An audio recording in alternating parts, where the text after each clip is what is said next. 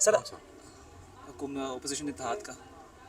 Sir मुझे ये बताइएगा, आज मरीम नवाज साहिबा जो हैं वो यूनिफॉर्म पहन के खिताब कर रही थी पुलिस की पासिंग आउट परेड से, कैसे लग रही थी और जो उन्होंने स्पीच की वो कैसे लगी आपको? क्वाइट फ्रैंकली मैंने तो उनकी गुफ्तगू सुनी नहीं है, मगर मैंने तस्वीर सोशल मीडिया पे ज़रूर देखी है। पता नहीं, मुझे तो समझ नहीं आई कि उसका लॉजिक क्या था, उन्होंने क्यों ये किया।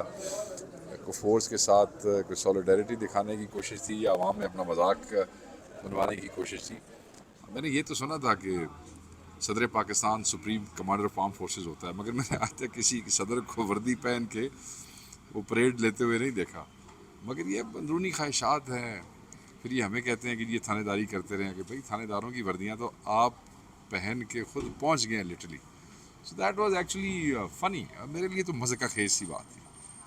अपना मजाक बनवाने का क्या फ़ायदा। एक बहुत बड़ा उहदा है पंजाब का वज़ीर आला होना, ये बहुत बड़ी जिम्मेदारी है। जिम्मेदारी कम्स अप विद सीरियसनेस। ये जो सोशल मीडिया के साथ जो कई नौजवान आप साथ लेके फिरते हैं, जो आपको कहते हैं जी यूँ खड़े हो जाएं, यूँ बैठ जाएं, यूँ उठ जाएं, वो हूँ तो कल तो और मशवरे देंगे पुट्ठे से सारे काम करने लग जाओगे। So that was funny actually. Sir कैसी लग रही तस्वीर, वैसे कैसे लग रही थी तस्वीर में सर? वो लग रही थी आईजी पंजाब या आप जब तस्वीर देखी क्या आपका पहला रिएक्शन था? नहीं, आईजी पंजाब से तो बेहतर लग रही थी वो।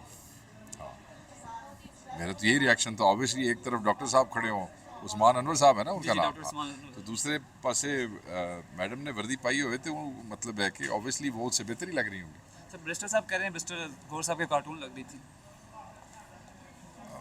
वो उनकी राय है, ठीक है, वो हर आदमी की राय का एहतराम है। मैं तो इतनी सख्ती शायद ना करूं। मैं तो यही कहूँगा कि उन्होंने अपना मजाक बनवाया, अननेसेसरी था। Thank you very much sir. हाँ।